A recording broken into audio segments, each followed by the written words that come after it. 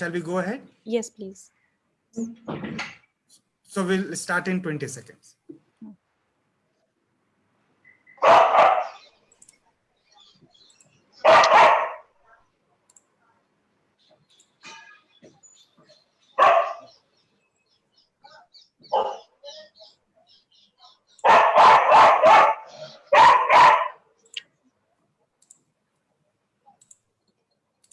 A very warm welcome to one and all. I am Simi Mehta, CEO and Editorial Director of Impact and Policy Research Institute, and I wish you all a very good evening. We are all aware of how COVID-19 has impacted almost every aspect of human life and livelihoods. Due to restrictions imposed on the mobility and movement to check the spread of virus, international trade has been one of the activities that has been deeply impacted. This has been especially true for those countries having great dependency on Chinese goods and services. We have also seen how several countries, including India, proactively played an important role in facilitating the exports of medical supplies, personal protective equipment, ventilators, face masks, etc. But on the other hand, we have also seen how export restrictive measures and policies adopted by several governments to fight the global shortages. In fact, the WTO, the World Trade Organization, has mentioned that these export restrictions must be targeted, proportionate, temporary, and transparent.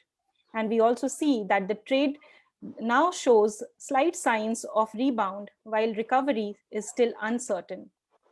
To gain a vivid understanding of what trade policy in the post-COVID-19 era looks like, we have all gathered here together this evening to be a testimony to an enthralling special lecture by Professor Manoj Pant, with the session being chaired by Professor Sugata Marjit and insights from Mr. David Rasquinha and Mr. T K Arun. I now take the opportunity to introduce to you Professor Marjit, the first distinguished professor at Indian Institute of Foreign Trade. He is the project director of Center for Training and Research in Public Finance and Policy, a Ministry of Finance funded initiative. Professor Marjit is the former Vice Chancellor of University of Calcutta. He is the editor of the South Asian Journal of Macroeconomics and Public Finance. He was the RBI Chair, Professor of Industrial Economics at the Center Studies in Social Sciences in Calcutta, the first Sukhomoy Chakravarti Professor at the Center for Economic Studies, CESP, JNU. Professor Marjit has also been a visiting professor at several reputed universities across the world and has published over 150 papers and several books with international journals and publishing houses like the Oxford University Press, Springer Nature, American Economic Review, etc. Professor Marjit has been the recipient of several awards, including the prestigious Mahalanobis Gold Medal of the Econometric Society and the VKRV Rao National Prize. Sir, I am privileged to invite you to make your opening remarks. Over to you, sir.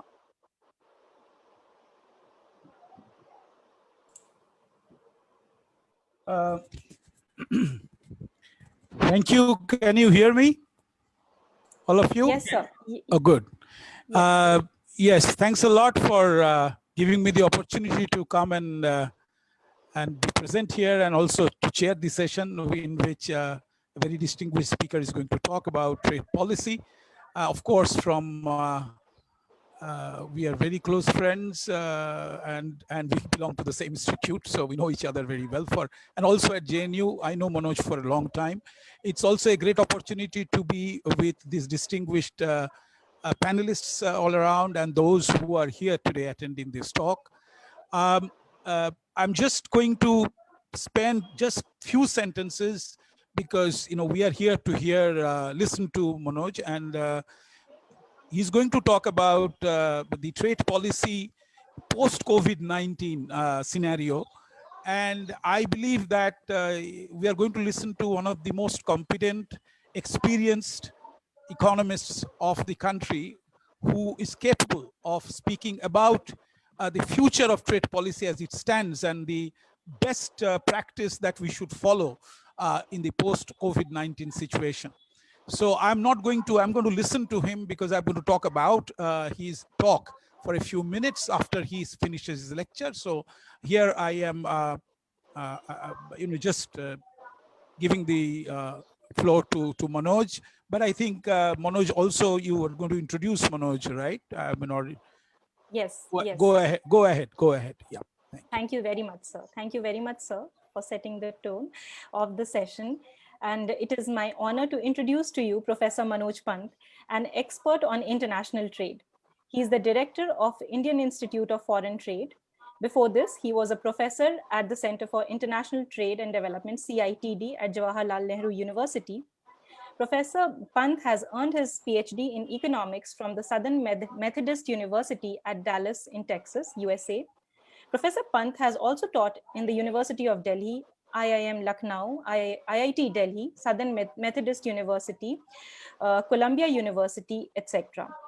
Professor Pant has been the economic advisor and consultant to the government of Nagaland for around 2 decades now, and has authored several books and articles, as well as newspaper articles in leading dailies like the Economic Times, Financial Express, Live Mint, etc.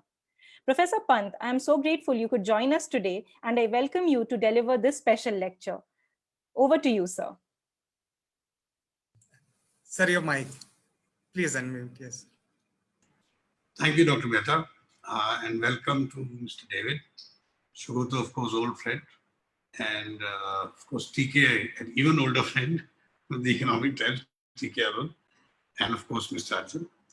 Okay, I won't take too long. I'll take my usual 35 minutes. What I'll do, I won't go into too many numbers, although I have them here. I'll just indicate the broad quota. Let me summarize broadly the 2 points that I will make.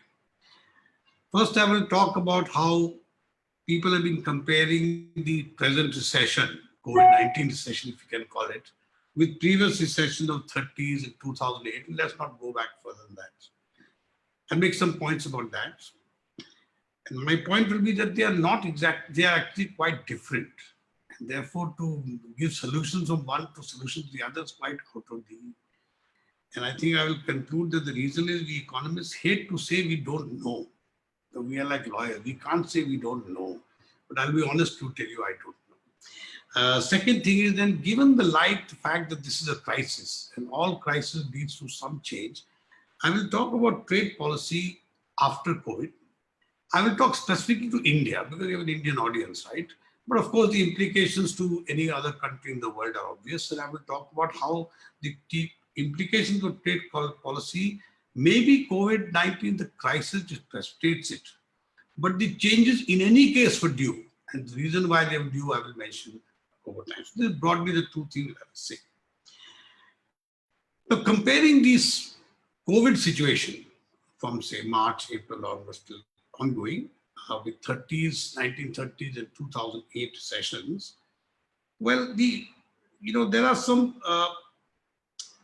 is some similarity, but very subtle differences. The similarity is very interesting. The similarity is that in this current crisis, we have had, of course, what happened, there was an advisory, WHO was the first one to give some advisories. Then every country, we discussed how it can be handled globally. The final analysis was that actually there was no multilateral response, everyone for himself, which is very similar to the recession, right? There is everyone says things are very bad globally, you got to do something, then it's everyone for himself, whether it's 1930s or actually also 2008. I'll mention a little bit more of that. So that's the one place it is, I would say, which is there. But let me mention the most important micro differences from there. First of all, and I will here refer you to the, by the way, a lot of numbers I can give as to why the crisis is very similar to recession in terms of employment, in terms of output.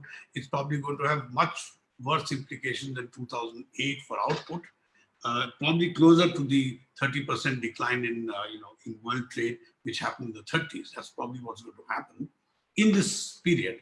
But otherwise, these are minor issues of numbers. I will not get into that. But if you look at the WTO has a web page, which they introduced for this COVID. And if you look at the responses of countries, there's something very obvious. That the response of countries is only to the crisis. It's to nothing else. Nothing else changes at all. And I'm going to mention a few things. For example, everyone had the same restrictions. Ban on exports of medical infrastructure and complete zero duty and liberalization of imports of medicines. That was exactly the response. So those who were exporting medicines tried to prevent it. Those who were exporting medical equipment tried to prevent it. 3-4 months down the line, exactly the opposite happened. Now everyone's opened up everything. India was an importer of medical hardware. Now it's an exporter of medical hardware. India was not exporting medicines, but very soon, because of pressures from various places. So countries use their bilateral pressures to tell someone, look, if you don't give me hardware, we won't give you software, if you allow me to use that term. And that's really all that happened. So the first problem is that this was not as broad-based a response as in earlier recessions, whether 1930s or 2008. Secondly, if you look again, as I mentioned, that the response was only on hardware and software as far as, if you allow me to use the word, for medicinal products, but it was very soon reversed, didn't last very long. And finally, agricultural exports were never affected. No one prevented that. I must tell you a joke here. I was part of a committee of the ministry. And the only time I saw that was someone in UAE said, India must certify that the rice is COVID-free. So everyone's trying to figure out how the hell do we decide that the rice is COVID-free. But barring these funny incidents which do happen right in the beginning, in early April, otherwise there's been no restrictions on exports of products as such. Now, so that's the first point I'm going to try to make, that the major difference is that in micro terms is that the response has been only to the crisis and not broad-based. And in fact, the changes which have been taking place are only the response to the crisis as a consequence of trade. You know, countries have switched over their production to making medical hardware. Many are now making more medicines. India has a great opportunity, further opportunities, pharma. Beyond that, really nothing much. No major trade policy changes took place as happened in many of the other countries. Now let's look at the macro differences. And this is a very important point I'm going to come back to at the end. In the 1930s and the 2008 recessions followed, well, more than one decade in the case of 2008, and about a decade of unprecedented global expansion in trade. 80 to 2005, 2008 in the case of global trade now. Then 1920 or so till 1929, 30 in the case of 30. So unprecedented. So you had a build-up, economic build-up of about a decade or more than a decade after 1980 over here. And then you had, what we might call a financial crisis of a different nature in the 30s and a different nature in the 2000s, but both were financial crises, which led to problems with expectations. And then the recession started in both cases. So at least I will say that those two crises we understood because the issues were endogenous. There was an endogenous problem. Endogeneity, because like usual trade cycles we read about in economics, it was caused by the economic expansion itself, which became too much. And then someone said, well, let's call a halt. And that's when the crisis started. On the other hand, the COVID is an exogenous crisis. It is not as if there's a build-up to it. It just happened. Now, so first of all, this crisis is an exogenous crisis. It is not an endogenous crisis, which is what these cycles, trade cycles that we learn, which lead to recessions, are endogenous, not exogenous. So you cannot say, look what happened there, look what happened now, and let's do this. It makes no sense. But even in this pandemic, one interesting part which sets it apart from the other one, there was some cooperation. Why? Because the nature of the crisis was the public health, which is a public good. Whereas in the earlier crisis, it was all trade, right? Trade is not a public good. I can stop my import of shoes. It doesn't matter to anyone else in the world except me. But this was a public health crisis. So it was a public good, problem of failure of the collective individual to deliver public good. And then countries started cooperating, which of course was rare, and which set it apart at the macro level from the earlier crisis. Okay, so that's the first point, that one is an endogenous crisis, which we know how to handle in economics. And the other was a exogenous crisis, which frankly we don't know, because we have no literature on that as such. And then exogenity led to some cooperation, mainly because of the public good nature of this crisis. The second and very important point, I at least wrote about this quite a lot in my few columns in Mint and all. The COVID is due to a fear of the unknown. It is not something, why?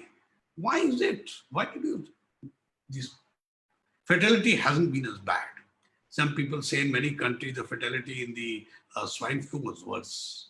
Others, which I have tried to argue, is that this TV and social media have built this thing even more than worse than it is. Yet doctors say no, the responses we don't know. We still don't know till today what could happen to a person. So it's the fear of the unknown which is the problem in this case. On the other hand, in the earlier crisis of 30s and we know what happened. We know there was a failure of expectations, asymmetry information. Let me mention that since there are sure non-economics viewers here. What it meant is that there's a certain point of time where the expectations of producers and consumers don't match. That's what Keynes talked about. Producers like to produce more, but they say there's no market. Consumers would like to buy more, but they say there's no income.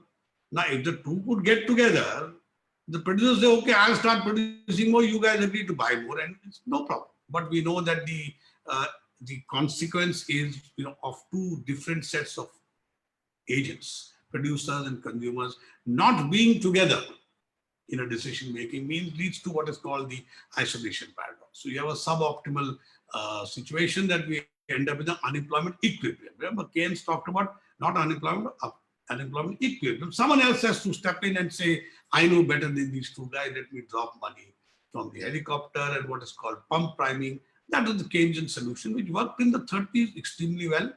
Didn't work in 2008 for different reasons, but at least kept the situation better than it is today. So in both the cases, we know, economics knows that there was some behavioral issues which are important. And those behavioral issues are what we know how we can do something to alter. But what are you going to do today? Today is not behavioral issues. I don't know. I don't know when T K Arun thinks, hey, look, I think I'm okay and I can move. It's very difficult. Keynes was able to develop his whole theory of unemployment largely on the basis of the fact that we know there is some point. So interest rates, when they rise, some expect them to fall, some expect them to rise further in speculation. But there's some interest rate beyond which everyone thinks the interest will fall, and then they all get rid of bonds or buy only bonds, and they hold only money. So everyone knows that. But we don't know. We don't know what's that level at which David's fear will be different, will be same as mine, same as TK's, or same as, I don't know, because I don't have it before. So please remember this is important. I'll come back to this at a later point. As far as I'm concerned, the issue today is not the COVID recession, how to get back to January 2020. We were still in recession, people forget, it's now all political finger pointing going on, but we are still at 2020 is where we want to get back to. We were stuck even at that point since 2008. So why think only about, and that's why I personally believe, it's my view, is I do believe that when we get out of this crisis, it will be a V-shaped recovery, certainly. It will not be, and I'll quickly end this part of it, I don't want to go too further. I say it's like a patient. We are like patients who've been told, hey, you've got terminal cancer, 10 days to go, all of us. And the 10th day, someone says, hey, sorry, we made a mistake. Things are not as bad as you thought. You've got a long life to go. You've got 30 years. What will happen? I'll probably go overboard in expenditure. Because I don't know. I thought my life was over. Suddenly I'm told, hey, you've got a long time to go. I will probably respond much more exuberantly to the end than I would have in, let's say, March 2000. Because there I was led by past expectations of last 10 years where there was a recession. Just be clear about the 2000 recession that we were in before we did this. Since 2016, if I remember the numbers I have here, The IMF and the World Bank, see, those two twin agencies are wonderful. World Bank is always more optimistic. IMF is always more. IMF, sometimes people call them the right wing and the left wing organizations. And the World Bank says every year since 2016, they say, we expect world output to grow by about 2 to 3%. And then the IMF will come and say, no, I think it's going to be about 1.5 to 2%. Actually, it's about 1%. They have failed consistently in their method of estimating whether the recession is going to be over globally. It hasn't happened. And that reason I won't get into now. That's an issue. So that's my point, that first of all, as far as these new recessions are concerned, the solutions to the two are completely different. And to say that now all governments have to do is pump money and problem is solved, that's silly.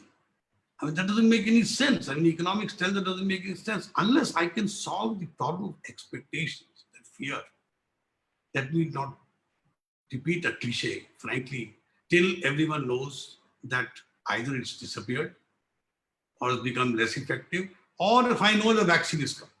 Frankly, I think if someone came and said, we've got a vaccine, it'll all be over, let me tell you, I can guarantee you, it'll all be over.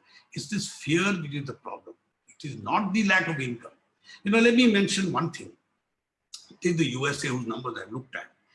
If you look at the expenditure on food and medicines and health, the two things that were working over time, in fact, most of the trade driven at that time was because of these two things, food and medicine products, is about 20%. So very simple, for 2 months, except for 20%, the rest of the economy came to a stop. Why was India affected more? Because we have much more labor involved in the production process than these countries. These countries don't have, they've got automation, they've got so many things. They don't have. The problem with the crisis was you had to end physical interaction.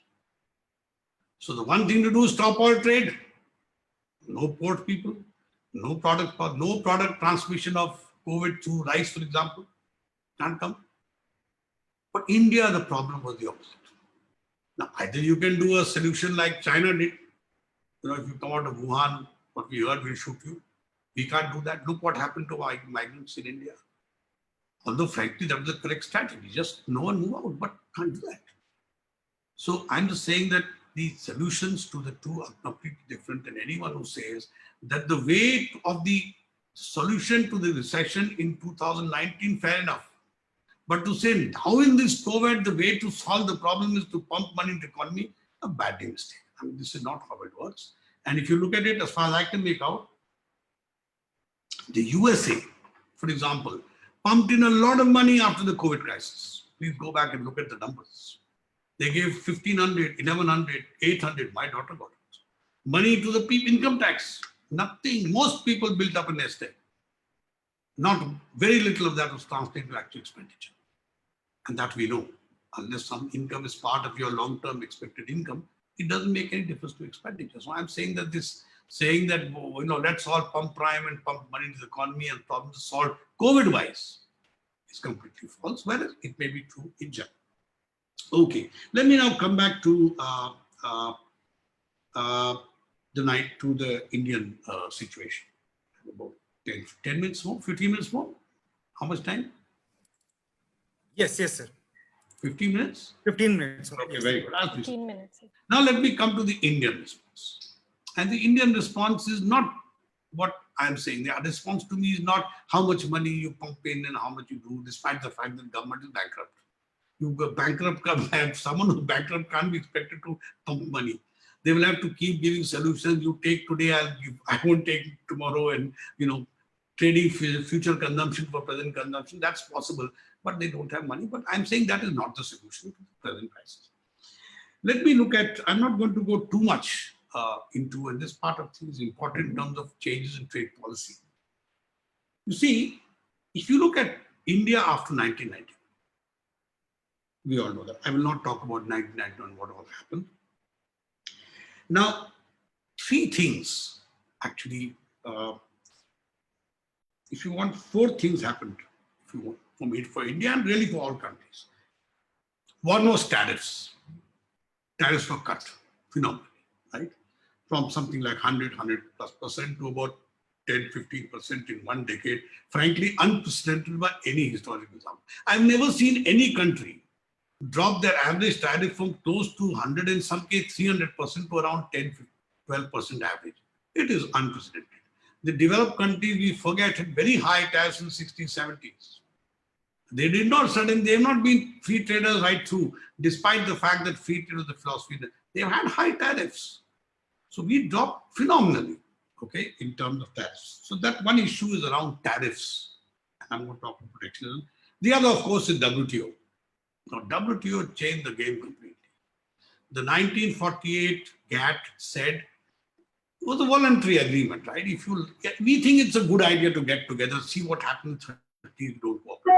Let's sit together and agree what each of us will do.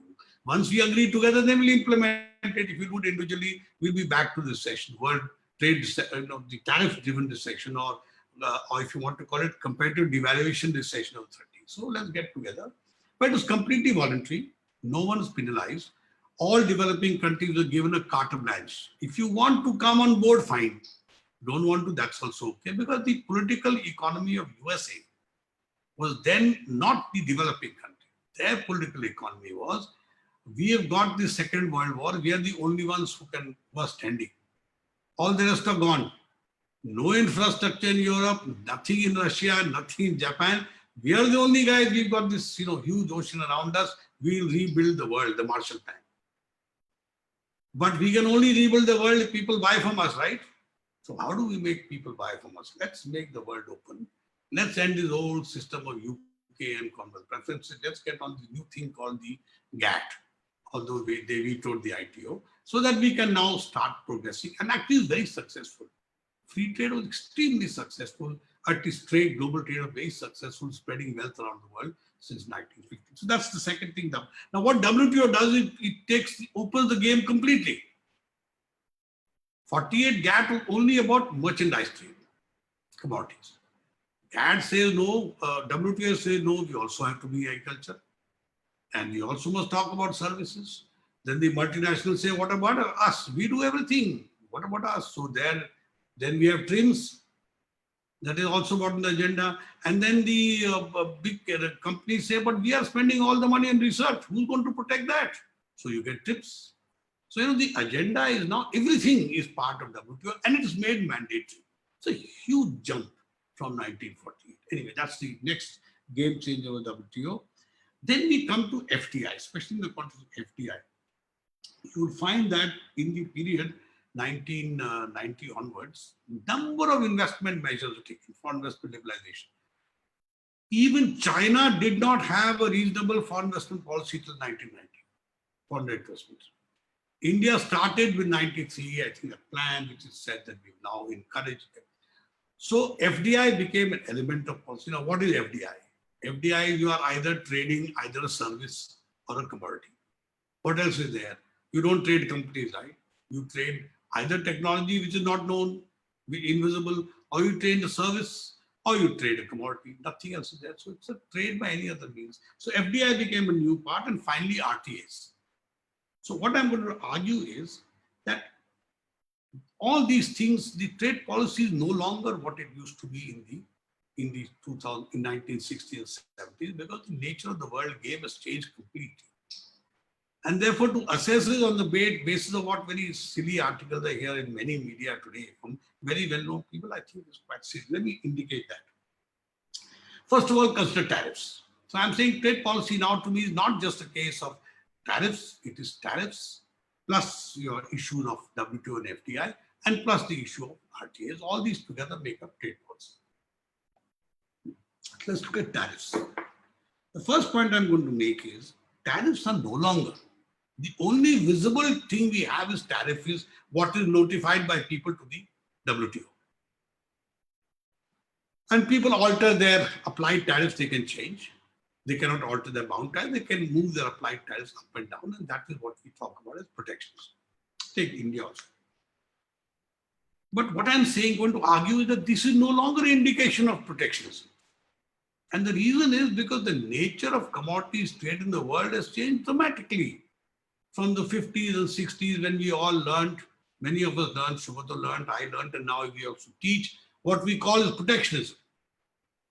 Protectionism is always meant, how do I raise my tariff, lower my tariff? I'm saying this is completely irrelevant because the world today, trade is dominated as what is called intra-industry trade, discovered in the mid-70s, which is that you are selling, let's say, cold rolled steel and you are importing universal plate essentials.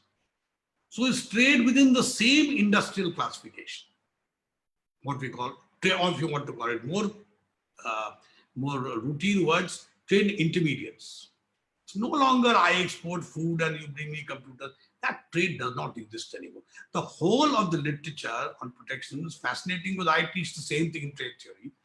All these theorems of free trade is the best, whether cooperative or non-cooperative, is built around this theory called the Herschel theorem, which, as far as I'm aware, does not explain anything. Empirically, the only thing which is supposed to be the most important determinant of trade is technology, which is not considered a factor in the traditional thing. So first of all this argument that free trade is the best policy, either unilaterally or multilaterally, is based on a theory which no longer has any validity because the nature of trade is completely changed. It's intra-industry trade. It's about 60-70%, minimum I would say 50-60% of world trade or what we call supply chains. So the relevant concept of protection is not nominal tariffs, but what we learned, I'm sure TK, you learned the same thing in college, Sugata I'm sure did too, is something called, which we've forgotten, called the ERP, effective rate of protection. What does it do to my value added? Mr. David is here from EXIM Bank, you will agree with me. What matters to me when I'm exporting a final product, what happens to the duties on my components too? I mean, if you raise the duty on my final product and at the same time you raise the duty on my components, I'm back to normal. What's the use to me? No protection. In fact, I will not mention here, those interested, I can tell you studies I've looked at which show that between 2005 and 2015, especially in certain select areas, the ERP is not changed at all. Because the politicians keep jigging one up and down. And the unfortunate problem is that the trade statistics are not geared as product and input. The product is somewhere in your statistics and the input is somewhere else. It's very laborious job to separate inputs and outputs in a normal available international trade data. So I don't know. I'm not saying they're not protection. I'm just saying I don't hear. What do people say? Oh my God, ceramic type duties have gone up by 20%. What does it matter? If at the same time I raise the duty on components by 15%, makes no difference. I'm still as protected. It may be a bad thing globally. That's a different issue, but protection is no longer related to nominal tariffs, and no government seems, at least we don't, seems to be doing any calculation of ERPs, and simply it's become more a political tool. See, oh, you raise tariffs, so you're bad. Actually, 2005, 2015, no change. And I don't mention here exactly. I can tell you some data which I have. Yeah, in the what is actually happening, that of course, whoever wants, I will tell them the reference for that. What is actually happening is protection is taking the form of non-tariff barriers. No one used tariffs. Interestingly, 2008 was a major world recession. 2009, world output fell by 1%. Yet go to the WTO site, no one raised tariffs, unlike 30s. What they did do is raise non-tariff barriers. US is probably the most guilty. Well, I would say China. I would say the whole of China is a non-tariff barrier first. I don't even know which part of China is a non-tariff. Whole China, starting from when you start speaking to them till you exit, everything is a non-tariff barrier in China. So this is the method by which people are using. It's better to calculate ERPs before saying a country has become more protectionist or less protectionist. That's one. Let's come to the second issue of trade agreements. So first point is evaluating trade policy as being protectionist on the grounds of the tariff changes. May be nice as an article of faith, but as far as I know, is not supported by any trade theory. Because the nature of trade has changed. What was supposed to be protective is not what you are trading today. Herschel theorem doesn't determine trade today. Much of trade today is between developing countries, similar countries, not between dissimilar countries. It's not India and USA or Africa and Europe. It's not like that anymore. It's developing. Even developed country trade declined dramatically after the 1995s. It's all different nature of trade has changed. So how can you apply the same old criteria? Second thing is in the case of RTAs. Once again, everyone says, oh, India is the one. Media, I'm sorry to say, is very, oh my God, India really missed the bus in RCEP. India missed the bus. But please find out what India is saying. By the way, I'm not part of the government, if anyone thinks so, and I don't want to be a government spokesman. I never will be. TK knows that very well. But the fact remains, what is the government? And by the way, this ASEAN, which current government said they will meet, please note, in 2012, the then different government, that minister came on parliament and said, we've got to relook at the RTAs, at the RTA also. And why is that? Look at the nature of trade. From 2008, the share of manufacturers in world trade has stayed at about something like 60%. It's not moving. The real growth in trade that's taking place in what is called ITES, Information Technology Enabled Services, or service. That's the growing component. Now that you don't want to negotiate. You only want to negotiate merchandise trade. Let me give you examples. I can go on for next 2 hours only on this one topic. Take Indo-Singapore. Indo-Singapore 2005 CECA says India and Singapore will within 90 days start discussing the MRAs and which services we will trade. Because trade services require discussion of internal domestic relations. Till today, nothing. The ASEAN agreement, not mine, please go in the net and look at yourself. The ASEAN agreement we started in 2005 said that we will start with the commodity trade, but we will very quickly go to the services trade. It is 2015 that they finally agreed, now let's start discussing. And for the first time in 2015, the ASEAN countries notified, yes, discussion of services to the WTO, and you can see the state of affairs of that discussion too. We are now 2000, nothing has moved. So is it wrong for any country, forget India, to say, look, let's negotiate the nature of trade it is today. This wasn't there earlier. Now it's changed, things have changed. How about taking those on board? RCEP, you tell me what is the difference between RCEP and Indo-China trade? All the countries of the RCEP barring India have always traded with China. They always had trade with China. They've had a trade surplus. They export inputs, and I'm talking about all that belt, China, South Korea, Japan, that whole belt. They export inputs of varying kinds to China, where it is assembled and exported to Europe and the US. That supply chain is well known. So what is going to change there? Nothing will change. It is not as if suddenly Malaysia will become supply chain or the assembly point. They don't have the numbers. Only difference was India. The whole of this. So what has changed in that, in terms of nature of trade? So I didn't understand. So as I said, I think that the government is completely right in saying, look, the nature of trade has changed. Let's negotiate all of trade. Now, not by design. I'm very clear, nothing happens by design anyway. By pure accident, India is where we are because of services, because of, frankly, that's a different debate, purely circumstantial. We didn't plan anything. There was no government of information technology after 2000. Business circles was, now they formed the IT industry, we are gone. Abhi tak things are very good because there was no government. So we never planned, it just happened to be the right place, the right time. But fact remains that we seem to have something. Look at us, we've gone from 0 to almost 4% in share of IT-enabled services trade. And we are stuck at between 1.5% in merchandise between 1950 and now. Now you can keep going as to why. But the reality is you must be doing something right? Maybe our minds are the only thing we work in this country, nothing else is possible. But that is what you have to negotiate. Coming to the last thing, FDI policy. If you look here, it's fascinating. And I've done a special study, I've written books on this. From 1991 till today, not a single liberalization measure in foreign investment has ever been reversed. And I don't mean political pronouncements, I mean notifications by the ministry. Not one has ever been reversed, not one. Even during those heady coalition days of the late 90s, governments kept coming and going. Nothing, even during the left government, they never took back anything. Forget the others. Even the fun time, nothing goes back. Which is why India's FDI policy, whatever be its problem, has been the most consistent. Some may say the current opening of defense is new. It isn't.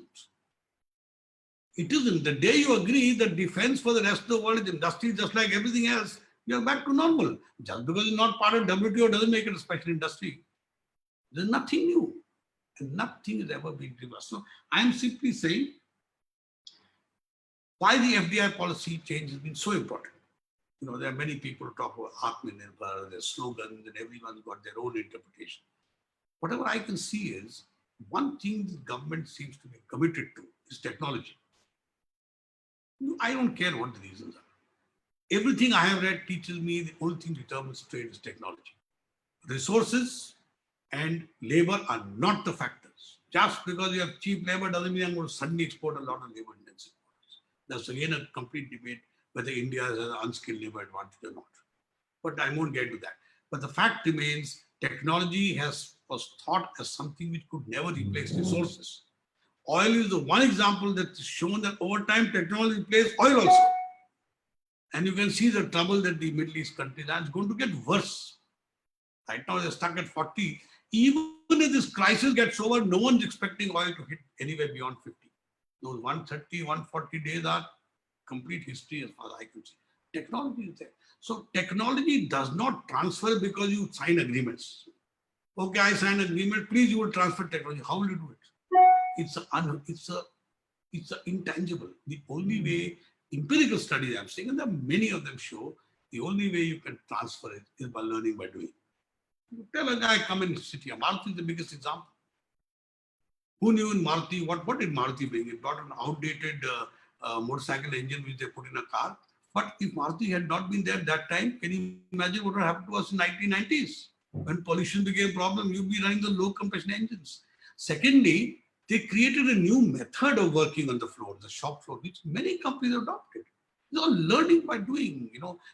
They hire the best labor because they've got standards. Then that best labor finds out that let's learn over here, and then they quickly leave and join other companies.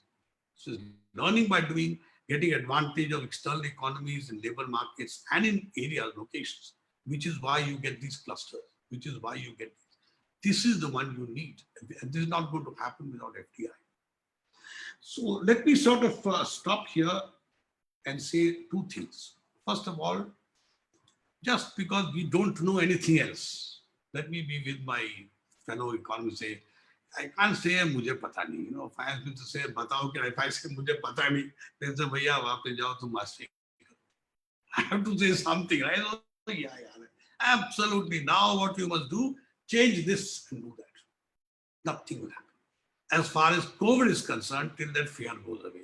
Because more money does not remove fear. The dead, sad part of, well, not sad, I guess. It's a terrible word to use in the public address. Unfortunately, this thing seems to be killing the poor and the rich both. It's very worrying, right?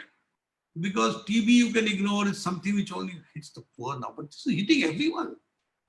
I mean, ministers are being hit by it, unheard of. That epidemic in India can hurt even the wine. I mean, actors are, Amitabh Bachchan was in hospital, unheard of. So, this is such an uncertain thing that every time I think of going out and say, this can happen to Amitabh Bachchan, to mera kya hoga? I run back inside. So, unless you solve that problem, this pump priming, and you have two cases which hasn't helped. One is the US and the other is China. China is going to recover for different reasons. But in the US, they have spent plenty of money. Just go back to Trump's. So I'm saying that COVID, let's forget. COVID is a medical crisis. Let's not pretend we economists know or have any idea as to how to deal with the COVID. As we don't. At least I don't. Coming to the rest, what the COVID does, it makes us stop and think again. Like the foreign exchange crisis. So what can we do new? Digital transactions. We have learned in institution. You can actually be much more efficient. Just wouldn't try it because you didn't need to do it earlier. Efficiency can increase, certainly. Certain pain will also increase for those who don't use it. But things may change. But I said one thing. Today we are ready, when we have stopped taking this crisis, say that, look, it cannot be same discussion of trade policies before. He raised tariffs, therefore protected. He reduced tariffs, therefore non-protected. These are meaningless. The nature of world trade has changed. Nature of institutions has changed. Nature of people has changed. So we have to get back to the WTO drawing table. One hates to, ever say that someone like Trump could ever be right in anything. I hate to say it, but he's right. We've got to redo the WTO. This multilateral institution, which began in 848, the world scenario is changing so fast, you have to redo it. It's not going to work for anyone. 5 years down the line, India will be clamoring for changes in the multilateral. Maybe that's the way to go. Maybe the crisis will help us that. And maybe that will allow us to make change in trade policy, which are more in consonance with the changing nature of world actors and world commodities. I think I'll stop there. Thank you. Thank you. Thank you so much, Professor Pant. Without wasting any time or any further ado, I would now invite our chair for the session. Professor Marjit, yes. Please. Sir, your camera has got off again. Yes, please unmute yourself. Thank you. Yes, please go on, sir. Yes. It was very refreshing to hear Manoj pointing towards certain very, very important facts, perceptions, and things that we should remember when we talk about the trade scenario for this country and in general, how to appreciate the post-COVID economic scenario of the world. He pointed out quite a few interesting attributes of the process. And I think the first and foremost is the idea that because things are very, very uncertain and are not known at all, so we as economists try throwing around the policies that we are familiar with and just say that, these will work. Now, as he has pointed out that, all the recessions that we experienced before COVID-19 are very different from the one that we are experiencing now. So you have to think about in a different way. And in many ways, you may not have much to do about COVID actually. So you have to actually think about, the economists should think more about the economics rather than health conditions. Because the doctors or some scientists will think about it. And maybe, we would be suffering now, not only this year, but next year also. But the fact is that the humankind have been surviving for hundreds of thousands of years. So we will survive, and we will have to figure out how to survive in this kind of a constrained environment. So the interesting part that he pointed out, which you possibly, I think one should make note of, is he said that agricultural exports have not been affected much. Actually, we should now, one good thing that happened with COVID that I understand, and I think Manoj did not have time actually to develop into that, but I think it's important to understand that agriculture is a sector which is actually doing well, because agriculture does badly because either you have rain, you don't have rains, or you have too much of rain. But otherwise, we have potential in agriculture, and agriculture should. In fact, agriculture growing at a rate of 3+ percentage point over a quarter, is a remarkable achievement for Indian agriculture. And there's one little bit of very interesting statistics that the average percentage of fallow land, which is very typical characteristic of our agriculture, that average percentage has gone down drastically, which means that agricultural efforts are being sustained in an interesting manner. And you have to relate it to the recent policy that the government has taken, independent of the fact that you may not like the policy or me like the policy, you may think that it is not going to do well to the farmers and so on. But the fact remains that there is an opportunity for more interest of private investment in agriculture, simply because we are almost sure now the standard routes or the avenues of investment are not going to look up, in the next 6 months, for example, or in maybe next 1 year. We do not know. Maybe they will look up, but this is again uncertain.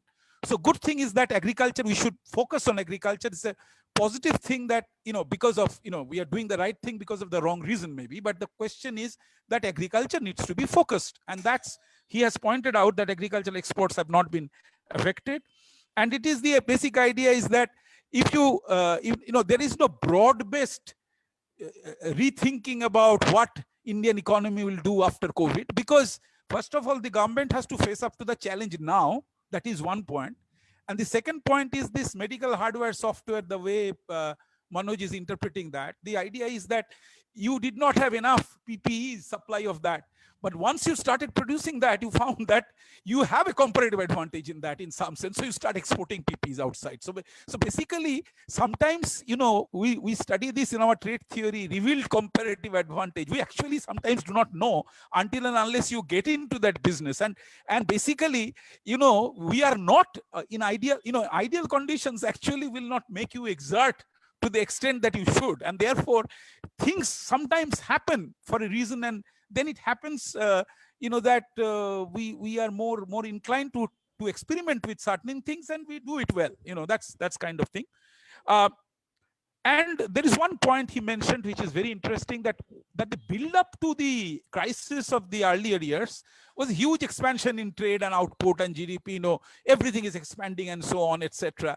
China coming through WTO, into the main foray, getting an MFA status, and everything and so on. And then but then things actually went wrong on their own. So this is, when COVID actually affected us, couple of years before that, if you look at, forget about the other crisis, but Britain, thought they will get out of Brexit big time. So, this is not really Britain is increasing tariff with European Union, or actually the ERP is being increased, or whatever it is.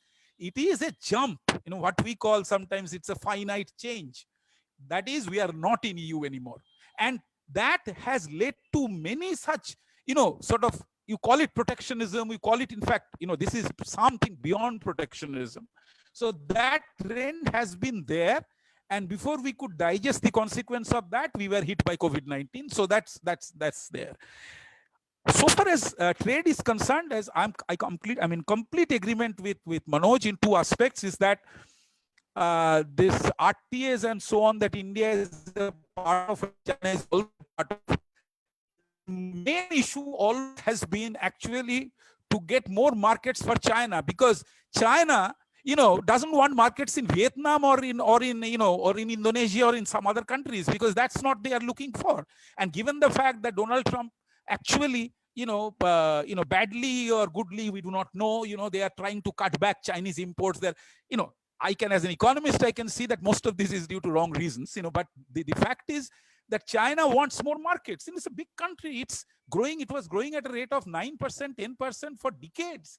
And now it is, it has come down to, 5%, 6%, and now cut back to, they're used to it. Although I would think that China, sort of growing at a rate of 5% where the world does not grow at all, makes Chinese the richer people anyway. But, you are wished. The point is that there is this business of, this is called the memory.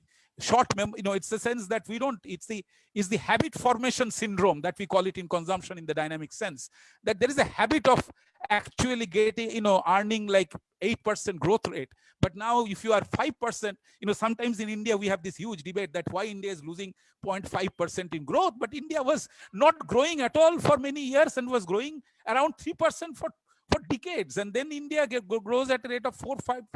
Then people are, people actually spend sleepless nights on what's going to happen to Indian economy, which is not right, anyway. So, but anyway, technology, it is technology which drives trade. It is the expansion of markets, which is the same argument as long time back in colonial period also, but they are now camouflaged and kind of they are given a different kind of an approach. And the fact is, if you look at the multilateral agreements that India has with other countries and RTs and so on, in fact, I was listening to the Minister of Commerce and Industries in a talk that Manoj organized for the institute.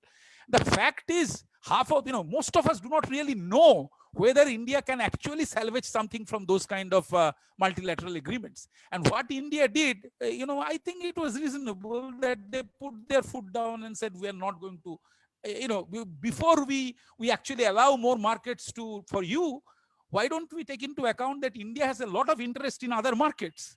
And why aren't you looking at that? So we have to keep on doing, and a bad situation or a kind of a contractionary situation makes you more guarded, and maybe your intentions to actually, or inclinations towards that kind of a policy question or policy queries are intensified, and that's good. I think that's very, very important.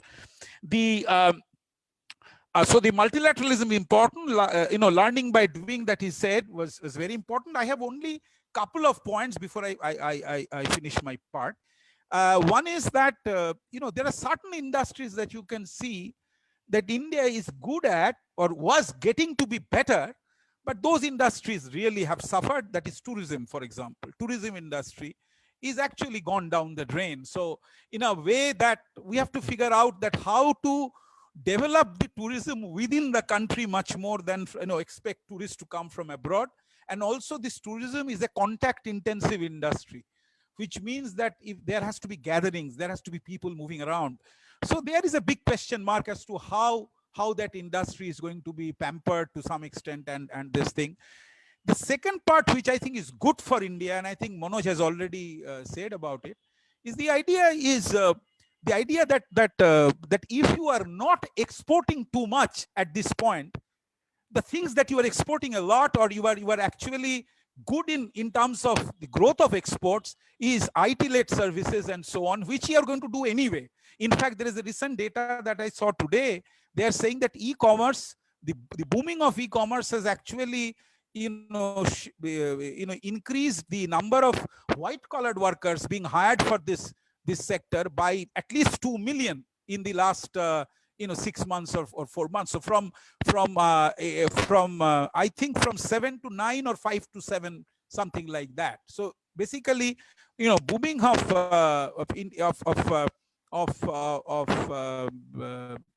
e-commerce is a good thing, and India is not going to suffer to that extent, because this online syndrome is going to be much more intensified in post-COVID world, independent of whether a vaccine is discovered and invented. People, even having the finest vaccine, will still think thrice before getting into a crowded market or something like that.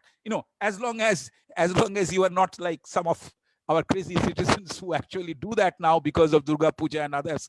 But I cannot blame people, because I cannot blame some people because they are also earning their livelihood. 2.5% of death rate is something, of course, is important, whether I am in that 2% or I am in the 98%. But if you tell this to somebody, whose livelihood is in question, he would take that statistics very seriously. So you have to think of, and India is a country with 50% of GDP coming from the informal sector, and 90% of people in the informal sector. What do you expect? My salary gets deposited end of the month. Fine. I can say a lot of things. The doctors may look at only at the hospitals and the possibilities of medical health and services. You have to be really aware, very aware citizens, I understand. But I can't tell this to the rickshaw pullers, to the little shop owners, the sellers. So we have to figure out a way, hard immunity or no hard immunity, how we can sustain this. We have sustained one of the, the worst respiratory diseases in the world. The 2018 health data tell us that India, every day, 1 lakh of people are infected by acute respiratory syndrome. 1 lakh. And major problem of this pneumonia or that kind of an acute syndrome is because of pollution that we had. Delhi is being a prime example for that. But we don't give in that easily. Indians are very hard to crack, because if you have been in that kind of pollution for 20 years, then you are very different from other citizens of the world, because essentially you are used to it. So the death rate is not very high, but yes, there would be medical concerns and so on. But Indian prospects are not so bad so far as this information technology is concerned. FDI, in some ways, there is the evidence that we see now. If you have quarterly data till April or something like that from the RBI, you will find that India's trade balance and FDI inflows and foreign reserves all are doing very nicely. Because the fact is that people who are scared of staying in the European countries, on the US, United States, because of the protectionist threat, because of other kinds of things, are going to put, previously every $100 they earn, they would put, $20 to India and $80 where they stay. But now that has increased to from 20 to 50, because they think that situation may not be as good for them as to sort of stay back in this country for a long period of time. And there would be a lot of backlash, thanks to COVID and thanks to bad economics. There will be a lot of backlash in these countries. There are other issues. India's import bill has been cutting down. It has been brought down drastically. Manoj has said technology has made it a point that oil cannot go up to 150 rupees a barrel or something like that. Which has to be, it has to be that we are cutting. So basically, our current account did not look that clumsy, because it is so far as the exports are concerned, we are not great exporters at this stage. But we are big importers, and the imports are hard. But I'm not taking this as a sign of welfare, but I'm saying that actually this cutback in GDP and things like that, given slightest opportunity, it will be a V kind of a coming back. But at the same time, we should think, yes, India needs its industries, is to be serious about its industries. But now you see the contact intensive industries are also a problem for the world. And so the question is that more robotics, more automation is going to be the order of the day. The problem is how to make your workers more skilled and more semi-skilled, more adaptive to this kind of situation. This is a perennial problem for India. India has to be careful, because not really fighting China on the battleground is the question, but you are already losing ground so far as economics is concerned. So basically the idea is that you have to increase your share of industries in your GDP. Try to, China, I don't mind China having a great trade surplus with us, but that should not mean that, we are going to export, we are going to import even the cheapest products which could produce cheap at India. Banarasi saris and the images of Ganesh. It gives me pain as a Hindu, to be saying that we are actually importing the images of the deities and the famous Banarasi saris. I go to this place in Benares, where is this those local merchants and so on there.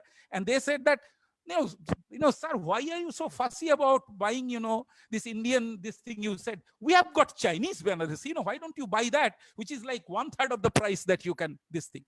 Now, this must be wrong something somewhere for us. So I think that all of this need independent of COVID, all of this need very serious attention. That's why our rate of investment is so low, why it is stagnated around 25-27% of GDP for a long period, why we can't be a good industrial state. All these problems are there. But India, I think, does have a very good prospect. We should not be at all pessimistic about in the Indian concern. Yes, we should do much better on the health scene. Maybe we should need more hospitals, so that the infection, even if it is there, people are treated well. But at the same time, what Manoj has said, the classical problems of trade are still there. There are some new problems. These has to be broad-based. COVID-19 is a passing time. So if you try to integrate everything with COVID-19, also try to look at the better aspects of COVID-19, making us more guarded about it, making us more aware about it. And the other aspects is that what we should have done much earlier, we should do now, and we should continue to do in future. Thank you very much.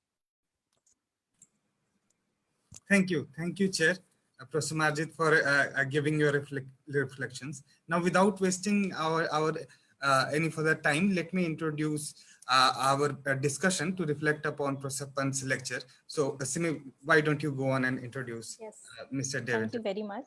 Thank you very much. I take my I express my delight to introduce to you Mr.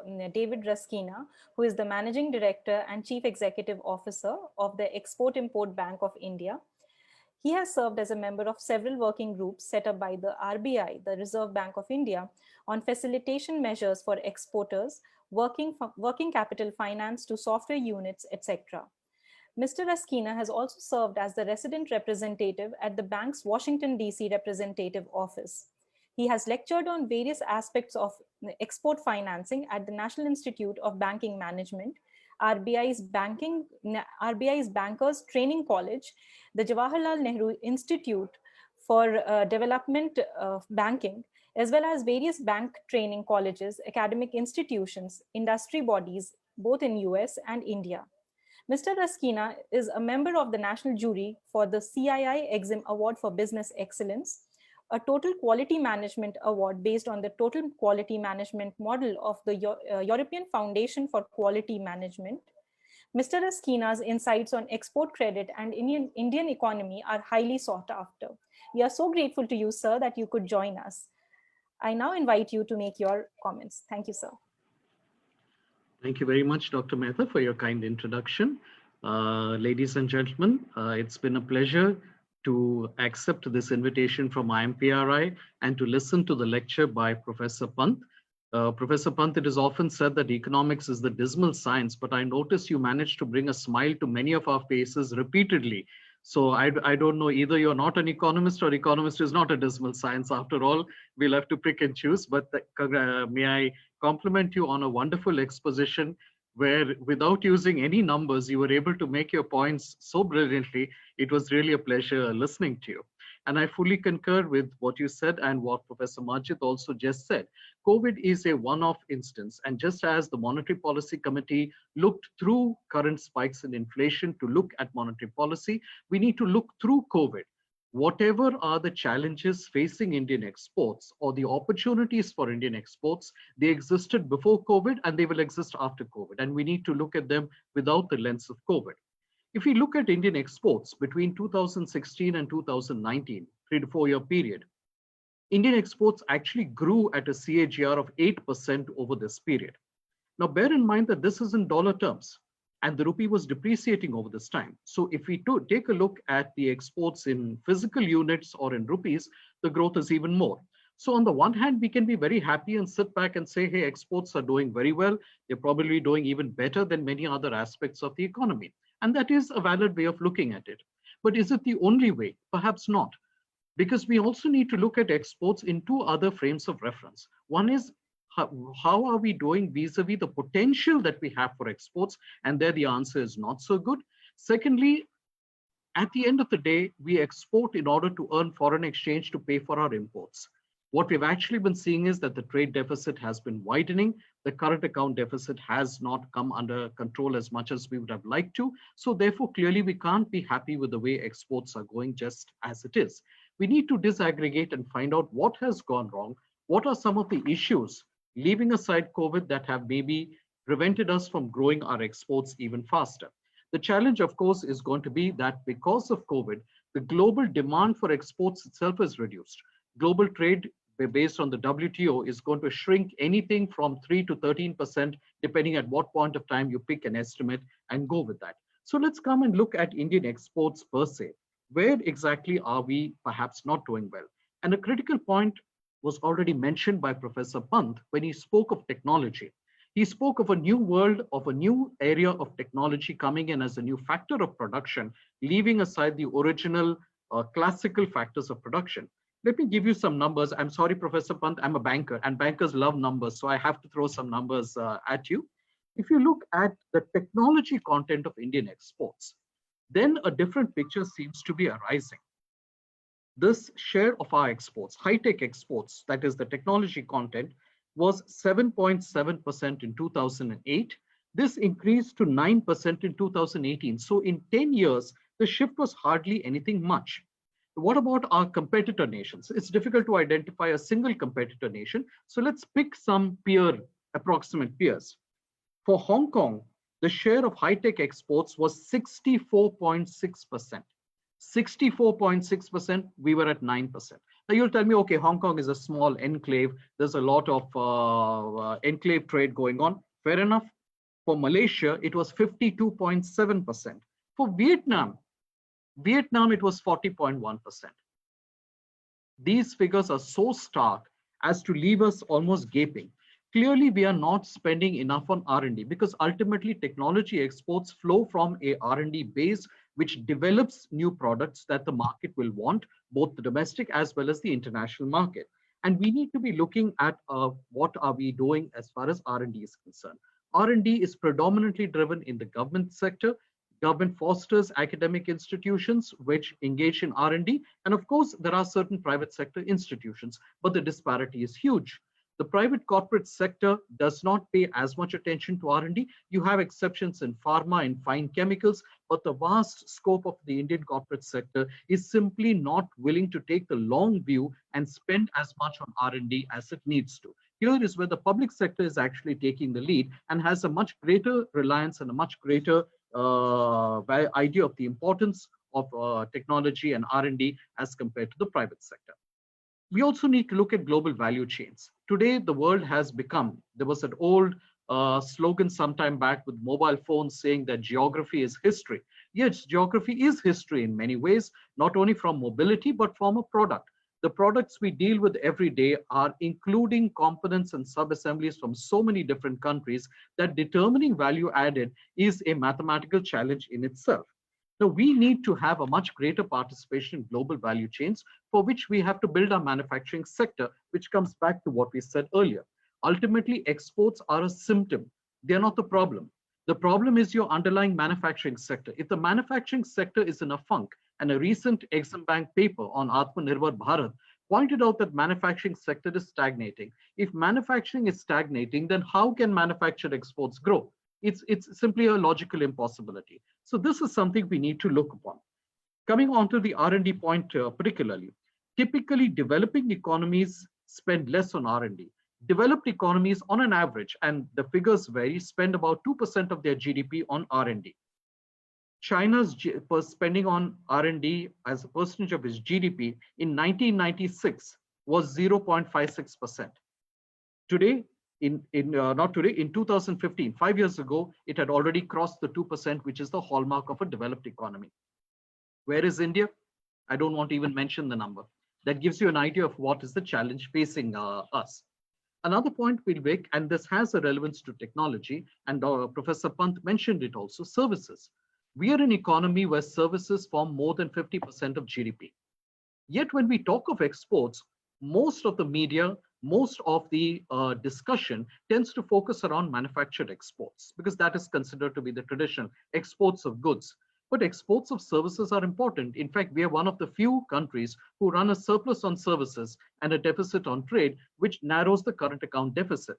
We do not give enough credit to services. I forget whether it was Professor Pant or Professor Marjit who mentioned that our software industry grew perhaps because the government did not know really what was going on. And now that we have a ministry, it might be the other way about. Point is well taken. But this industry developed on its own and made a name for itself. Remember, as a share of manufactured exports, we are at barely 1.6 to 1.7%. In services, we are at 3.5% of global. So our share of global services exports is almost double our share of global manufactured exports. Very crudely, and I know I'm oversimplifying, very crudely, we appear to be more than twice as competitive in services as we are in manufacturing. And yet, as Professor Pant mentioned, we do not pay enough attention to services as a matter of our regional trade negotiations. We do not give sufficient credit to this extremely important aspect of our area. Now, in terms of the FTAs also, I think enough has been said. There is very little that I can add to that. But let me take a break at this point in time. This is Professor Pant's evening and not mine. And I would like to once again mention to him, sir, most impressed at your analysis. It was a delight listening to you. And I hope to have more such opportunities going forward. Thank you to IMPRI for giving me this invitation. Thank you very much. Thank you, sir, for so aptly putting so many points. Now let us go to our second discussant for the lecture, Mr. T K Arun. Simi, why don't you introduce? Yes, thank you, sir. Mr. T K Arun is a well-known journalist, and he currently is the senior editor at the Economic Times. He authors a fortnightly column called Cursor on the Times edit page. Mr. Arun has been with the Economic Times since 1994, except for a brief 2.5 years stint when he edited an online portal called Narad Online. Before beginning his career in journalism in 1992 at the Observer of Business and Politics in New Delhi, Mr. Arun was also a technical advisor at the Kerala State Planning Board. He has earned his master's degree in economics from the Center for Economic Studies and Planning, CESP, JNU. Thank you very much, sir, for sparing your time from your hectic schedule and joining us this evening for this special lecture. I invite you, sir, to provide your comments. Thank you, sir. Sir, Mike, please. Sir, could you please unmute?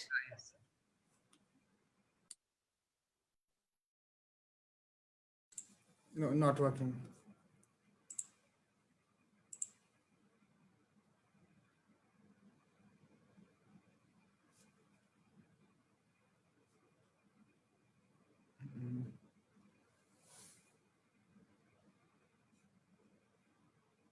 No, it's still not done.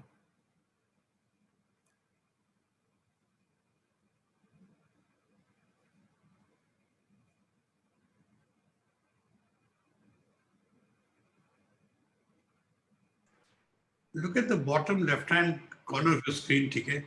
Yeah, got it. Yeah, no. Yeah. Hi. Since we are badly over time, I don't like to spend too much time making. I just want to say 2-3 points. One, this whole notion that supply chains that originate from China or involve China in a very intimate fashion are going to die because of COVID, I think is overblown. That is not going to happen. Now, the experience of a global pandemic shows that trying to hedge against risk in one particular location by locating production somewhere else will not really pan out, because that place where you located the alternative site of production also will close down. So the basic logic of minimizing the cost of production and having economies of scale will continue to operate. So some hedging of risk by diversifying your sourcing to more than one location might take place. But large-scale nearshoring, large-scale relocation of supply chains, I think, will not happen. Secondly, but this does not mean that COVID will do nothing. I think COVID will make some fundamental changes which will last even after the vaccine has been discovered, even after things have come back to full-scale production. For one, everybody has got used to the idea that you can do a whole lot of stuff online. The digital mode of service delivery or working has now proved to be effective. So TCS says that they don't want more than a quarter of their workforce to work from the office. The rest, they say they can work from home. No, some companies don't want that. They want their people to still come and work. But clearly, there's no need for everybody who currently works in an office to come to the office and work every day. People might work from home. They might work from wherever. And if this is the case, if that home for an office that is in London, if that home is somewhere in India, what is the problem? It is possible to reimagine the distribution of work where geography is no longer crucial because you're working from home, to spread out the geographical location of workers across the globe, wherever they are capable of being availed of or being purchased at an efficient price and where the quality of work is decent. So this could actually mean additional work being outsourced to countries like India. Now, one sector of companies that are doing well even during the pandemic right now across the world is digital, the tech industry. That is the case in India also. Even today, the guidance for Infosys is up, for TCS is up, for HCL, Wipro, they are up, they're doing well. Now, I think there is another factor which we need to take more concrete cognizance of when we discuss economic strategy and trade. The largest proportion of people of an age group who can be trained in STEM subjects right now is in India. Absolutely the largest, and nowhere else. In China, it's declining very fast. In all of Europe together, they don't come to half of what India has. The other source of such young people is now Africa. But the Africans will take a couple of decades to reach a level of adaptability where the young people can be trained immediately into the kind of stuff that Indians are today capable of being trained into. So by keeping our quality of education shoddy for a very large proportion of our school and college system, we are actually forsaking the very large economic potential we have as a nation. Third, now technology. I think we need to understand technology a little more complexly than purely in terms of how much technology we export. When you say China exports technology, does the technology that China export actually belong to a Chinese company?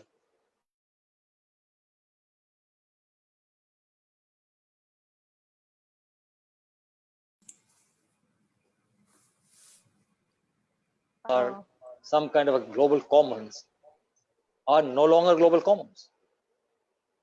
You assume that Google's technology, Android, or whatever the services they have been providing, they are there for the taking for anybody to access.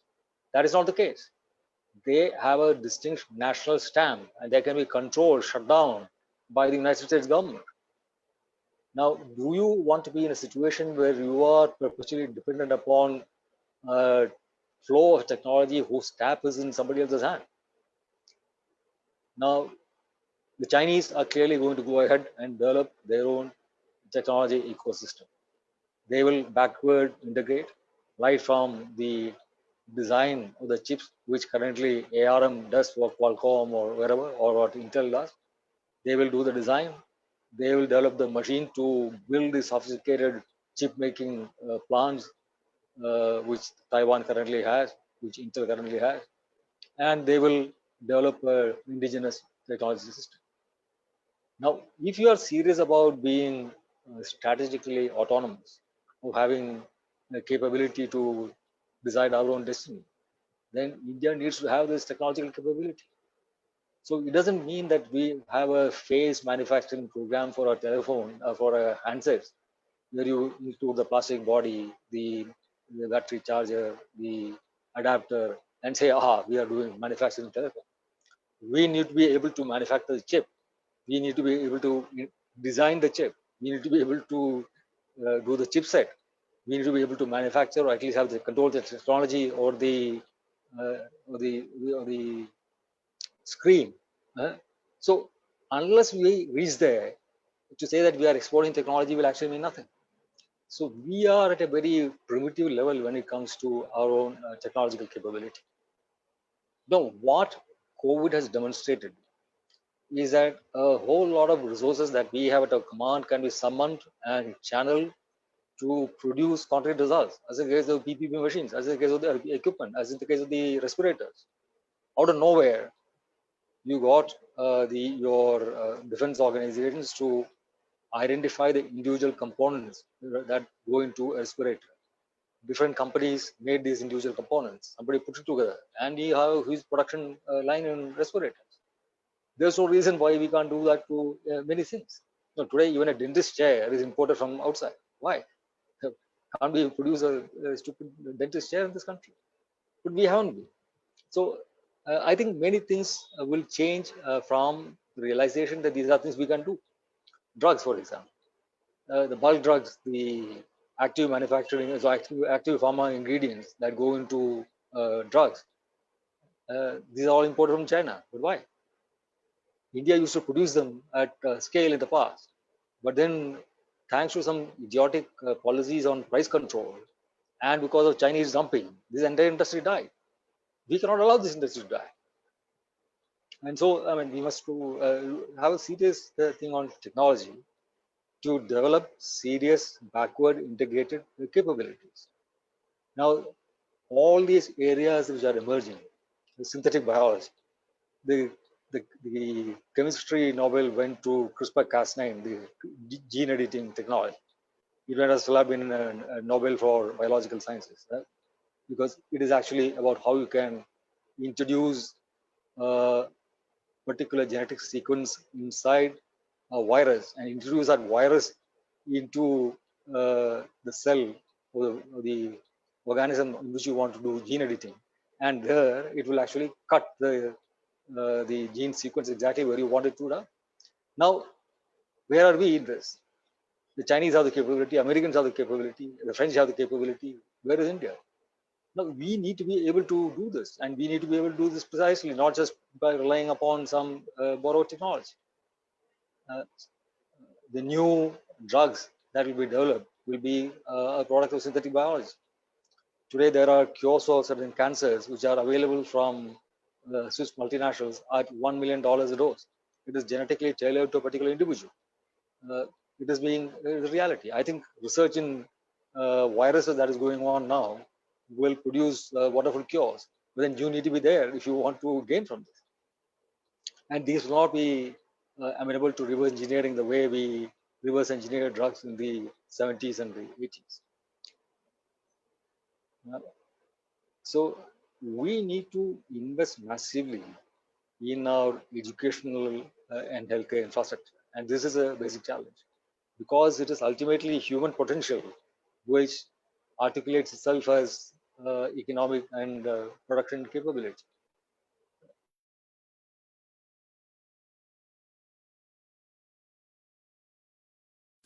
Company that invests even 3% of their R&D, of their revenue in R&D. So we need to have some ambition in our private sector. And the private sector ambitions are destroyed by high levels of protection. The question is not whether they have high levels of effective protection. If they have large amounts of protection, and if we have a financial system, a banking system, which allows industry to make high returns on whatever investment they make, purely by over-invoicing their project cost and taking money out of the system, even before setting up a plant, I mean, they have actually made their return. If you allow this kind of a situation to come persist, our industry will have no ambition to create value, to invest in R&D and become world competing businesses. It will disappear. So it is not just a question of it's an R&D policy. It's your overall economic and political culture which will determine whether our industry has the fire in the belly to be at the cutting edge in technology and in generating real value. And so this is a huge agenda. The only thing is that COVID has sort of exposed some of the weaknesses that we have, and I hope we will be able to rise to the occasion. One last thing, one thing where COVID will change things, as in real estate. If people work from home, I have 3 people working from home in my place. We have a full house. The resources are required. Luckily, our houses, we have 3 different rooms so people can work simultaneously without interfering with too much. The bulk of our IT workforce, people in their 20s, kids, they live in their flats 5 to a flat, sharing the room. Basically, it's a place where they come home, sleep and drink, and they will go work in the office, right? Now, they cannot work from home from these kind of congested places. What is security of their client data? How do they ensure that they can work not only undisturbed, but without data being disclosed to people who should not see that data? So you need a different kind of real estate design coming up. Perhaps larger homes, perhaps professionally run work centers close to where people stay, so that you can hop across and work from there in privacy and security. You'll need to have massive investments in cyber security, so that you can actually keep your things secure without being swooped on by other people. So there are multiple kinds of changes that COVID will introduce and will probably last far beyond the arrival of the vaccine. Now, we are not part of any global supply chains. So therefore, for us, it still matters what kind of trade policy we have. Bangladesh today has a per capita income that is higher than India. But 30% of the Bangladeshi garment industry comes from Indian investment, right? And that is primarily because Bangladesh has access to Europe and America on preferential terms because it's an LDC. So they might also lose that status, we don't know, because their incomes are going up. But access to markets matters for us. because we are not part of any supply chain. And we need to be mindful of this. And the bulk of our protection actually goes to our largest industrialists. We had a minimum import price of steel. We had an anti-dumping duty on steel and on synthetic fiber. We have protection for aluminum. What about the downstream industries which use steel, aluminum, synthetic fiber? And what do they do? What protection do they get? Their costs are high because you're protecting our large industries. And their products in turn become non-competitive because a lot of these duties cannot be drawn back. So we have to rethink our basic competitiveness on what kind of protection we offer our large bulk producers, whose inputs are used by industry at large to produce the goods that people consume and they export. I think I'll stop there. Thank you. Thank you. Thank you, Arun sir.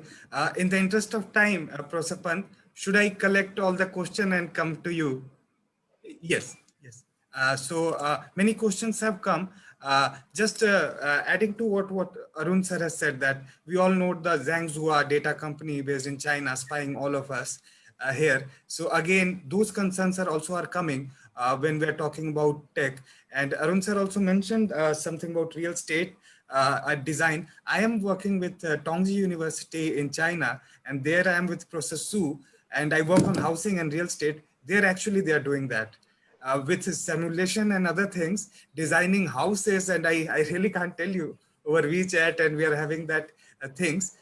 They are far ahead in respect of what we are doing. They are also having industry IoT. Many things are changing, but I totally agree with what Arun sir is saying, that the larger trade thing will not change.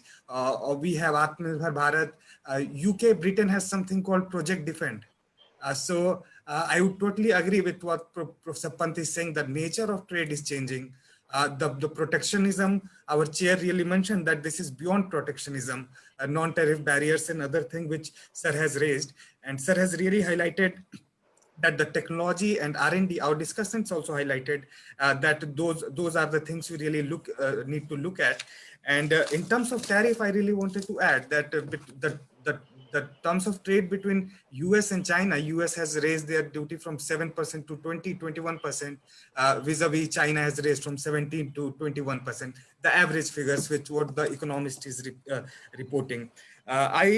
Most of the questions thankfully is on China.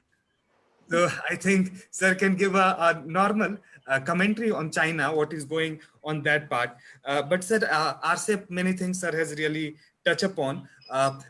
Their company Ant also had IPO this last week in New York, and they have more than 1 billion active users of that digital banking there. So that is also the terms of services trade also, I think we will have to see.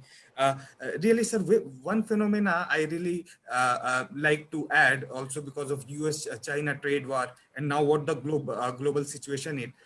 Earlier also, during the last decade, one phenomena which the global media is rather saying, the globalization, which our chair also, in fact, Prof Pant also raised.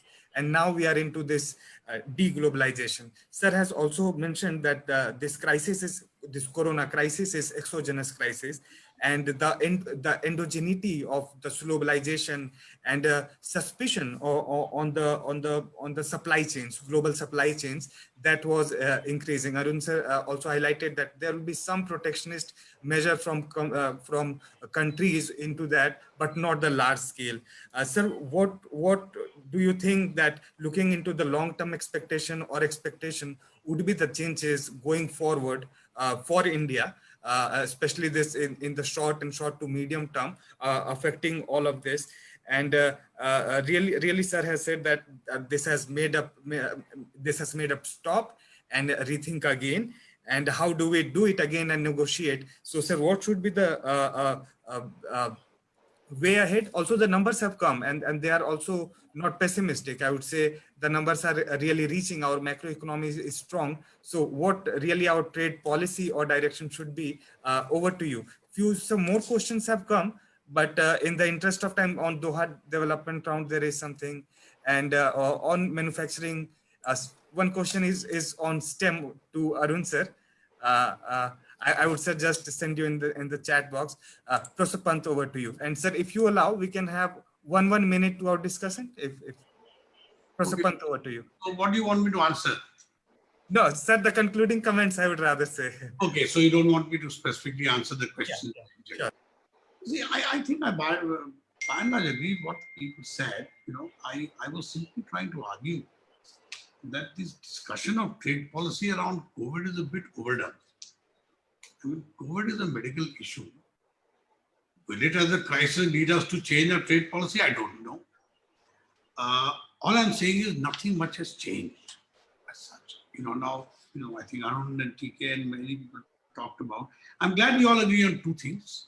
One is the role of technology, one of R&D. I mean, that at least I'm glad we are. Now, how do we do this? Now, I'm simply saying that sometimes it may not be a great idea to reinvent the wheel. You know, you don't really want to start making microchips again, maybe for 30 years from now. But there are 2 or 3 companies who make microchips, really not worth the effort trying to make our own microchip. There is also a competitive advantage in rediscovering technology. Just like there's a competitive advantage in production. I'm not too certain that rediscovering. I'm simply saying that the studies I have seen show creating an ecosystem for technology is far better. And the one thing that has completely failed, and there's plenty of evidence to show it, all these agreements which says, let us have an agreement for transfer of technology. Or let us have an import of technology, which is 80s policy, is a complete failure. As far as either productivity or exports, that's complete failure. Unless you're part of the ecosystem, there's a lot of work today being done in what is called network externalities. And I'm going to quickly mention one thing which comes up from some of the things many people say. You know, people mentioned our textile industry, people talk about Bangladesh. You forget that Bangladesh's performance, apart from the GSP preference they have, is not entirely because of Bangladesh. Bangladesh's industry has been led by the South Koreans. They relocated it. Always the Bangladesh industry in textiles has been run by the South Koreans. And they cater to one market, the US market. You notice one thing, small thing, in Bangladesh, you cannot get t-shirts with pockets. Because Americans don't buy t-shirts with pockets. You cannot try buying a good t-shirt pocket. You won't get because they are catering to the market. And secondly, they have removed all possible labor restrictions on women and time, etc. Can we do it? Bangladesh can do it with 85% of the export revenue comes from export of garments. And they've been in this business for a long time. Here's take the case of Indian textiles. 23% of exports sometime in the early 2000s, today down to 12 or 13%. There's no doubt restructuring. Why? Because we were not part of any chain. Forget this word called supply chain. We're not part of any chain. And that was a deliberate reason for that. The political reason does not get on to. I'm saying you do have to become part of some supply chain globally, because that's how production is structured. Will it change? I don't think so. It's most cost effective to be able to produce wherever there's competitive advantage and sell where the market is. No one trades in final goods anymore. Everyone trades intermediates. You want to sell cars, no one buys and sells cars across countries. They make Toyota Asia is completely different from Toyota Latin America. No link between the two. And Toyota North America is a completely different thing. So this kind of regional looking at markets, whereas global sourcing of inputs is what is the standard pattern, which is why you got to be part of the other thing. Now, that is precisely what I'm saying that India has never been able to do. We have never got involved because we felt that, no, we will make something better than everything else. There are only 2 countries in the world who have been stupid enough to try to make a car indigenous. One is Malaysia, Proton, and India I will not mention. It's not a good thing to mention, but only one unit of the car was made in February, even before COVID. These are the only 2 countries. Even that Proton, Malaysia has given up now, they collaborate work.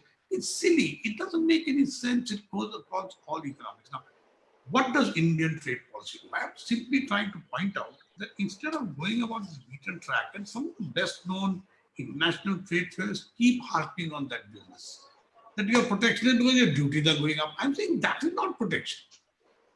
If you simply reduce all your duties to 0, doesn't mean you're going to be very competitive. There's an ecosystem that goes into protection, which is part of it. I'm saying ERP as a quantitative method is a far better method of calculating. If you want to argue something is protected or not, let's at least begin from there. Let us not get into these 10% up, 20% down. I tell you a very interesting last statistic. A 2008 study by Krugman, which he did for the Brookings Foundation. And he said, let me go into this issue. Everyone's saying, the Americans are having a very tough time because the Chinese are overrunning us with their products. And he looked at just one industry, the computer. He had a lot of funding, so he could do that. So, computer industry was largely centered around production in China. And he said, let me remove from all Chinese, calculate all Chinese imports which go into the electronic industry. They come from South Korea or South Asia. Let me remove the cost of all the imports. And then let me look at the price which they export at and the price which is sold. China gets barely 5.5% of value add.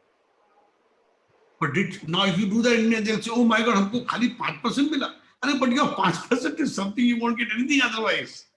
You have to put China at that point of time, early 2000s, that 6% of the value add was enough. That's what they needed.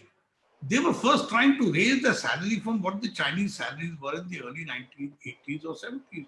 We want to straight go to either the South Korean per capita income or to the American per capita income. Why don't we say, let us raise? Now the latest crazy connection is coming with Bangladesh. Everyone knows that per capita income is completely a function of exchange rates. Bangladesh has been letting its currency devalue. So they earn more dollars. Their whole economy is export oriented. Ours is not. We've got so many other considerations. This is the most foolish thing to say, oh my God, Bangladesh's currency has become very strong. Someone wrote to me, Bangladesh currency become very strong now. Ours become weak. So these are very silly debates to get into. The good developed countries don't get into these kind of debates. The debate is, are we protecting why? We have liberalized our foreign investment policies more than most countries I know of. Still, why doesn't it happen? And that's a regional issue. Foreign investment, that's my last thing I would end at, India policy. All policies regarding trade are made in the center, but they are implemented in the states. And you can do whatever you want. If the state, I have met the same central government officials who are pro-WTO in the center, they go and work in the state and they become anti-WTO.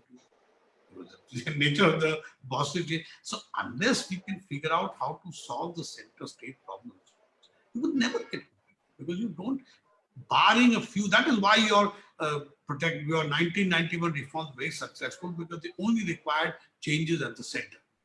Exchange rates, tariffs, that's it. Beyond that, everything is state-oriented, whether it's agriculture, whether it's FDI. Unless we look inside and look at the ecosystem, then that is a far better thing, I believe, to concentrate on than the issue of trade policy. And COVID, as I said, may be a crisis we should be using to solve our problem. Let me end with the last one. Look at how we suddenly became a IT expert. There was this crazy thing called the Y2K problem. Oh my God, in 1999, the next year will be 2000. So where will the computer go? It doesn't know any numbers. So we made a lot of money because people said people in India got a lot of time, they can keep doing tuck. So plenty of time for changing the thing. Turned out it was a waste of time. Turned out the Y2K wasn't the problem. But the crisis allowed us to suddenly people said, well, they do tuck, but lots of other stuff they seem to be doing very well. And let me end with one last fact. Please remember that the Silicon Valley, that's a whole debate for a different topic altogether. The whole Silicon Valley, if you go back, and I've got numbers and data on that, in that time when the industry located from Silicon Valley in California to many of them located to India, 40% of the engineers there were South Indians. And why did they go to Bangalore? Think of yourself. Why would you come to Bangalore? In 70s, we all know, TK, you are from there, you know that.